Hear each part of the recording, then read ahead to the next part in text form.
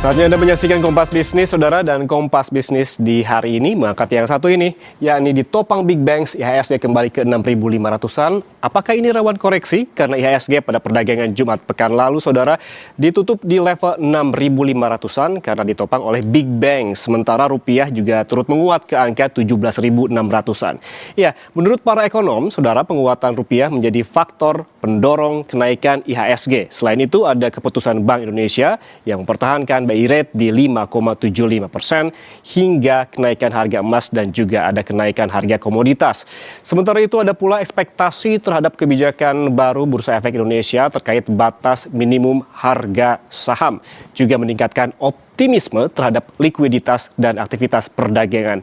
Lalu seperti apa kinerja IHSG pekan lalu? Kita lihat data yuk. Nah, ini dia kinerja IHSG. Ini pada penutupan perdagangan Jumat pekan lalu, Saudara, di sini IHSG terpantau berada di level 6.525.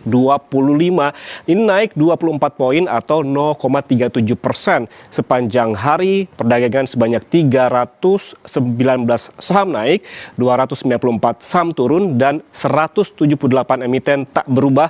Dan kalau kita tarik lebih jauh selama satu pekan, Saudara, ini IHSG pada 18 Agustus, karena di hari Senin 17 Agustus bursa tutup, keesokan harinya di tanggal 18 Agustus IHSG masih berada di 6.446.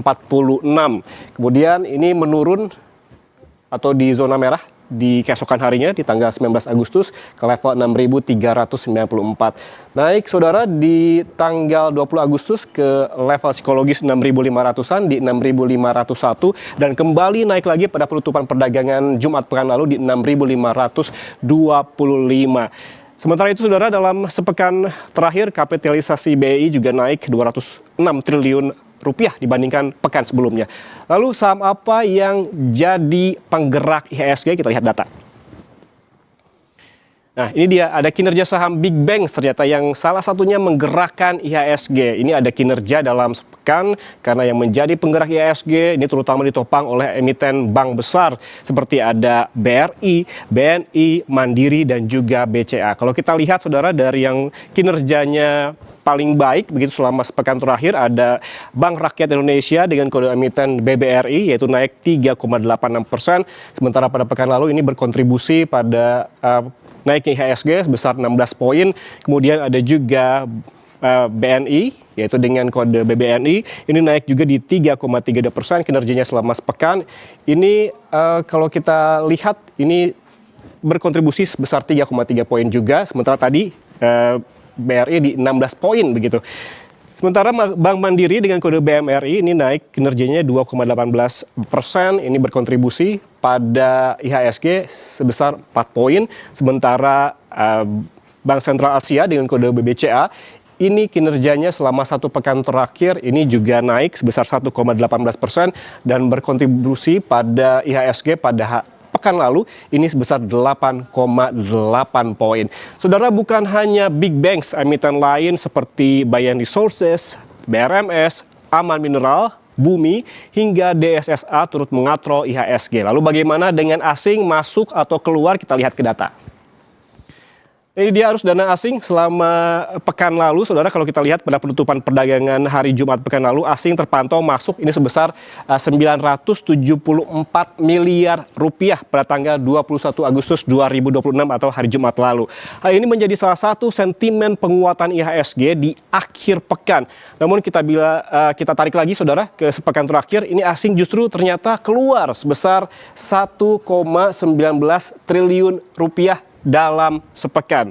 Para ekonom bilang, Saudara, hal ini bisa diartikan kepercayaan asing secara jangka pendek mulai pulih, tapi perlu diwaspadai jika merujuk pada histori sepekan terakhir. Kita lihat juga, Saudara, bagaimana dengan nilai tukar rupiah yang jadi salah satu sentimen penggerak IHSG di data berikutnya. Nah, ini dia, kalau kita melihat data menurun seperti ini di rupiah, ini tandanya rupiah tengah menguat, Saudara. Berdasarkan data dari Bloomberg, rupiah di pasar spot kembali menguat ke level 17.600-an. Tepatnya kalau kita lihat pada 18 Agustus ini berada di 17.862, menguat tipis keesokan harinya pada 19 Agustus di 17.840, kemudian keesokan harinya menguat lagi di 17.748 dan akhirnya pada penutupan perdagangan di hari Jumat pekan lalu rupiah kembali perkasa begitu di pasar spot di 17.694. Secara harian saudara rupiah ini menguat 0,3% dan selama sepekan ini menguat 0,75%. Sejumlah ekonom bilang salah satu sentimen utama yang mempengaruhi pergerakan rupiah dalam sepekan adalah kebijakan Departemen Keuangan Amerika Serikat yang meningkatkan program buyback surat utang pemerintah Amerika Serikat. Dan saudara, apakah tren penguatan IHSG ke 6.500-an dan juga rupiah ke 17.600-an akan berlanjut kembali di pekan ini? Sentimen apa lagi yang akan mempengaruhi dan apa yang perlu diwaspadai? Kompas Bisnis akan membahasnya usai jeda, jadi tetaplah bersama kami.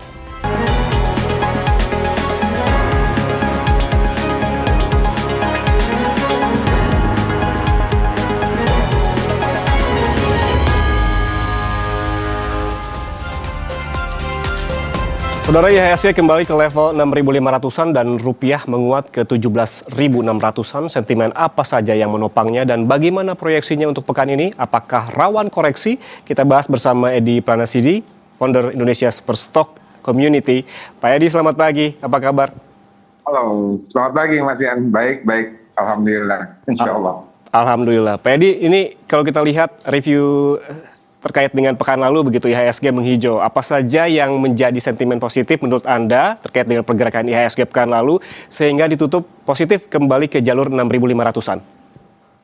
Oke, kita mulai sebetulnya ada masalah dari eksternal ya, yang katalis positif dari eksternal yaitu ketika Menteri Keuangan Amerika Scott Bessent pada hari Rabu itu mengatakan bahwa Amerika pemerintahnya akan atau Departemen Keuangan yang dipimpinnya akan menggandakan buyback bonds-nya dari 2 miliar rupiah ke 4 miliar dari 2 miliar dolar US ke 4 miliar dolar Amerika. Itu pada dimulai akan tanggal 4 September. Kondisi ini tentunya berekspektasi menjadi liquidity US dollar-nya naik. Dengan liquidity US dollar naik, maka DXY-nya atau indeks dolarnya terhadap 6 mata uang dunia utama yang lain itu juga menurun. Ketika US dollar menurun, maka itu juga berpengaruh kepada rupiah. Rupiahnya menguat. Di kondisi yang lain, aset-aset yang seperti emas, kemudian perak, itu juga mengalami peningkatan yang dahsyat selama seminggu kemarin. Malah hari ini sudah di atas 4.600 lagi ya. Itu kondisinya membuat komoditi ternyata menarik karena yield atau treasury-nya itu juga turun. Kondisi ini membuat asing kembali masuk ke Indonesia. Karena apa? Karena kelebihan liquidity. Jadi kalau misalnya dilihat kondisi seperti itu, dukungannya sebetulnya berada dari Amerika. Tapi yang namanya stimulus, katakanlah itu semacam stimulus, itu biasanya short lived gitu, seperti itu. Nah, kondisinya sekarang dengan IHSG sudah naik 22% dari level intraday terendahnya di 5.342, kemudian sejak Juli juga naik sepanjang minggu dari Juli sampai sekarang ini 4,6%. Kemudian sejak awal tahun tapi masih turun 24% kan. Dan sejak tertingginya intraday di 9174 turun 28%. 28,8%. Nah, kondisi ini tentunya menempatkan IHSG pada kondisi yang at the crossroad pada persimpangan jalan. Dan kalau misalnya kita melihat kenaikan IHSG dari yang terendahnya itu sudah 22%, ini juga memang rawan koreksi. Kondisinya seperti itu. Kalau misalnya mengatakan apakah IHSG akan lanjut, seharusnya dalam jangka panjang harusnya lanjut terus. Jika rupiahnya menguat, kemudian ada faktor lain juga untuk minggu ini ya. Untuk minggu ini kita akan menghadapi misalnya tanggal 27 ramai sekali akan ada demo di DPR ya. Kemudian juga pada tanggal 28, 29-nya Kevin Walsh akan berbicara di simposium Jack Hole di Wyoming. Yang pada tanggal 28-nya Kevin akan bicara nih. Sebetulnya apa yang direncanakan sama Bessent ini agak bertentangan dengan konsep the Federal Reserve karena mereka menyukai pasar bebas, bukan yang stimulus seperti itu.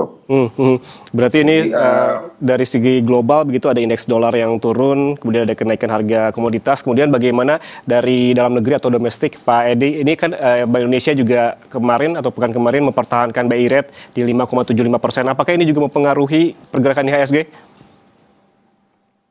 Sebetulnya 5,75% mungkin belum terlalu ideal untuk IHSG naik secara signifikan ya, karena 5,75% kan kalau bank misalnya memerlukan net interest margin yang sehat, artinya dengan kondisi 5,75 dia harus meminjamkan uangnya ke kredit ke perusahaan ataupun ke perorangan, kan harusnya ditambah 5%, ditambah kemudian operasional 1%, jadi sekitar di atas 10% kan, which is mungkin masih agak terlalu mahal ya. Saya sih berharap jika misalnya nanti rupiah terus menguat, kemudian kondisi di Strait Hormuz kemudian membaik, harga minyak Brent-nya turun, karena minyak Brent itu menjadi patokan penetapan untuk BBM dalam negeri kan, seperti itu.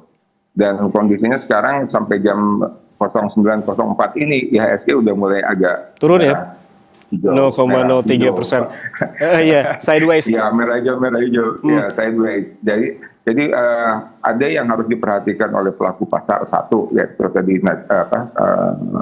Kevin Warsh akan berbicara apakah dia nanti ngasih guidance, apakah akan hawkish atau dovish gitu. Kemudian juga nanti besoknya tanggal 26 ada juga PCE yang akan sangat berpengaruh kepada penentuan The Fed untuk mengambil tindakan naikin suku bunga atau tidak. Tapi PCE-nya seharusnya diperkirakan 3,3% secara bulanan dan tidak berubah dari bulan Juli. Jadi saya kira The Fed belum akan menaikkan suku bunga. Seperti itu. Pak Edi, yang harus kita perhatikan ya. Kalau bagaimana tadi dengan sektor begitu. Kalau saya lihat tadi saya membawakan sejumlah materi apa saja yang menjadi pendorong ataupun sentimen pendorong serta emiten yang menjadi penggerak begitu IHSG pada pekan lalu. Salah satunya yaitu perbankan dan juga komoditas.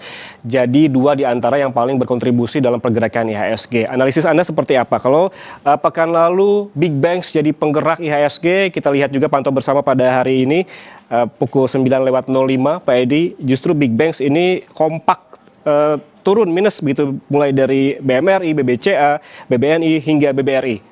Analisis Anda seperti apa? Ya, kalau misalnya kembali lagi melihat bahwa Big Banks seperti BCA, Bank Mandiri, BRI, kemudian BBNI ini sebetulnya sudah naik agak lama ya dari level IHSG di 5.342 sampai kemarin seperti itu. Jadi kenaikannya malah BBCA kan sempat menyentuh angka terendah di 4.700 ya, kemudian sekarang di 6.300. Jadi kalau misalnya sekarang ada profit taking healthy lah, artinya profit taking yang sehat gitu di bank. Kalau misalnya kita merunut lagi ke belakang sejak awal tahun 2026, rata-rata banking itu turunnya di atas 15% atau sampai ada yang 32% kan seperti itu. Jadi kondisi ini kalau buat saya, buat teman-teman atau misalnya rekan-rekan yang pelaku aktif di pasar modal, jika memang misalnya mempunyai uang dingin, ya dibeli saja karena fundamentalnya ternyata masih baik ya kalau buat saya. Jadi untuk long term maupun mid term, BBRI maupun BMRI yang rajin sekali ya, BUMN ini Himbara ini memberikan dividen, kemudian juga BBCA juga sama, rata-rata dari mereka itu sudah memberikan dividen lebih dari 15 tahun. Ya. Jadi artinya there is nothing to worry about gitu loh. Jadi ketika ada koreksi silahkan. Pak Edi, kalau kita lihat juga yang tengah ramai diperbincangkan begitu karena memang ini bursa baru buka pukul 9 ini, tapi di hari kemarin begitu hingga tadi malam pun masih jadi bahan pembicaraan terkait dengan BMRI, Bank Mandiri. Pak Edi, ini kan ada sentimen berita terkait rekening donasi demo warga Pati yang diblokir Bank Mandiri. Kemudian Bank Mandiri juga memberikan klarifikasinya terkait hal ini. Banyak yang khawatir, baik itu investor retail begitu, termasuk retail yang khawatir bahwa pada hari ini BMRI akan jatuh begitu. Tapi kalau kita lihat justru memang ini kompak hampir semua big banks yang turun. BMRI terakhir ini di minus 20 poin, sementara BBCA justru yang paling tinggi di minus 50 poin. Kalau Anda melihat dengan adanya sentimen hari ini, apakah ini akan berkepanjangan, mengingat juga tanggal 27 seperti Anda sebutkan akan ada kemungkinan begitu demo? Saya harus memisahkan antara kepentingan politik sama perbankan intermediary services gitu ya. Jadi kalau perbankan memang diminta sama pihak penegak hukum untuk misalnya memblokir, tapi kan yang harus diminta alasannya adalah kepada penegak hukumnya, kenapa diblokir? Kan seperti itu, bukan dari banknya, karena banknya hanya intermediary services kan. Jadi saya tidak melihat bahwa ini akan misalnya terutama karena memang rekeningnya kecil sekali ya, tidak akan berpengaruh, tapi secara sentimen sangat berpengaruh kepada misalnya pemikiran, loh kok banknya main blokir. Nah yang harus ditanya sebetulnya siapa yang memblokir dan kenapa, itu pertanyaan selanjutnya. Dan kondisi-kondisi ini seharusnya buat saya sih short lived aja. Nanti setelah tanggal 27 Agustus ketika misalnya semua baik-baik saja, aman-aman saja, saya kira nggak ada masalah. Seperti itu. Jadi buat saya ketika misalnya ini terjadi sentiment correction, itu buat saatnya selalu seperti itu. Selalu ambil ketika prinsipnya adalah jangan membeli ketika harga naik. Belilah ketika harga turun gitu lah. Setiap ada tanjakan pasti ada turunan kan. Oke, kalau kita melihat Bank Mandiri banyak yang worry begitu hari ini akan turun, tapi kalau melihat fundamentalnya seperti apa, Pak Edi? Fundamentalnya baik ya Bank Mandiri. Saya kira masih P/E ratio-nya masih di bawah 10, which is very good. Kemudian juga kemarin kan kita lihat ada perkembangan total loans-nya, kreditnya secara nasional kan tumbuh 13%. Artinya Bank Mandiri dan juga bank-bank yang lain masih menunjukkan bahwa masih ada orang atau masih ada ruang untuk meminjamkan kepada nasabah-nasabahnya seperti itu. Jadi saya kira secara fundamental tidak ada yang terganggu. Tapi kalau bicara tentang sentimen ya kita harus kembali lagi IHSG itu apa? IHSG itu indikator of sentiment. Ketika IHSG-nya turun maka sentimennya turun seperti itu. Oke, selain itu juga tadi yang menjadi sorotan Pak Edi terkait dengan asing begitu, harapan kita bersama asing makin banyak yang masuk ke pasar saham Indonesia. Pada penutupan perdagangan pekan lalu pada hari Jumat di all market asing masuk sekitar 974 miliar rupiah. Namun kalau kita runut selama sepekan ini justru masih keluar di kisaran 1,19 triliun rupiah. Ini menandakan apa menurut Anda? Apakah kepercayaan asing terhadap pasar saham perlahan mulai pulih karena hari Jumat lalu mulai masuk sekitar 900 miliar? Data saya agak berbeda ya sama Mas Yan. Karena saya pakai data Bursa Efek Indonesia, asing dalam sepekan masuk 2,55 triliun rupiah. Tapi sejak awal tahun, asing masih tercatat sebagai net sales 70,6 triliun rupiah sampai Jumat kemarin. Artinya, kalau kita bisa merunut ke sana, asing masih dalam posisi ini bukan sesuatu yang misalnya bisa dikatakan masif ya, belum sama sekali. Kita akan melihat asing masif masuk itu ketika misalnya net buy hariannya itu di atas 1,5 triliun rupiah, seperti itu. Tapi kembali lagi kita merunut kepada tahun 2025 di mana waktu itu net sale asing sempat 65 triliun rupiah sampai September awal. Dan kemudian asing kembali masuk lagi sampai Desember itu 38 triliun. Jadi sisanya cuma 17 triliun rupiah waktu itu asing net sale-nya. Nah, apakah kondisi hari ini atau kondisi tahun ini akan sama dengan kondisi tahun lalu? Let's see ya. Karena apa? Karena kondisi eksternalnya ini sangat berpengaruh sekali kepada IHSG atau kepada sentimen berinvestasi di market. Tentang yaitu minyak mentah kita, Brent, karena kita kan setiap hari mengimpor 1 juta barrel kan, artinya dengan pagu di APBN $70 per barrel, sekarang harganya $91-92 per barrel, itu ada kelebihan $22 juta yang harus di-spend sama pemerintah gitu loh. Seperti itu. Dan ini kalau misalnya berlangsung terus sampai akhir tahun, maka ada defisit tambahan kepada APBN itu 132 triliun di samping defisit yang organik gitu. Pak Edi, yang juga jadi perhatian selain IHSG pada pekan lalu yang turut menguat juga rupiah. Pak Edi ini ke level 17.600-an per dolar Amerika Serikat. Tadi Anda sempat menyebutkan terkait dengan apa saja sentimennya, ada indeks dolar yang turun begitu. Kemudian ada sentimen global dan domestik apa lagi sih yang mendukung penguatan ini, dan apakah tren penguatan ini menurut Anda akan bertahan lama mengingat kondisi geopolitik dan geoekonomi yang hingga saat ini belum pulih betul begitu, Pak Edi? Saya harapkan sih Bank Indonesia bisa maintain kondisi ini dengan baik ya, dengan secara misalnya kita punya forex reserve yang cukup. Yang keduanya saya melihat kalau misalnya The Fed, Bank Sentral Amerika itu benar-benar secara real melakukan buyback bondnya itu mulai 4 September, nanti akan ada semacam price in kan. Oh, udah kejadian nih. Biasanya ada yang namanya penyesuaian atau adjustment of price. Nah, itu yang diharapkan, mungkin mudah-mudahan rupiah tidak terlalu melemah lagi mencapai 18.000. Karena rupiah itu lemahnya dalam 1 tahun ini 18.157. Sekarang dengan posisi 17.680 rupiah per $1 Amerika, saya kira cukup bagus dan menjauh dari level psikologis 18.000. Kondisi-kondisi ini harus dijaga oleh Bank Indonesia sebagai garda terdepan penjaga stabilitas rupiah. Dan kemarin Bank Indonesia misalnya tidak menaikkan suku bunga, itu juga ternyata berpengaruh baik kepada rupiah kan. Walaupun seharusnya ketika sebuah negara atau ketika sebuah bank sentral menaikkan suku bunga, maka currency-nya akan menguat. Tapi kemarin Bank Indonesia tidak menaikkan maupun menurunkan, tetap di 5,75, dan ternyata rupiahnya membaik seperti itu. Dan ini lebih kepada faktor eksternal. Jadi pada posisi ini saya melihatnya rupiah mudah-mudahan akan terus terjaga di antara 17.600 sampai 17.900 per $1. Mudah-mudahan tidak kena lagi 18.000 level psikologis. Oke.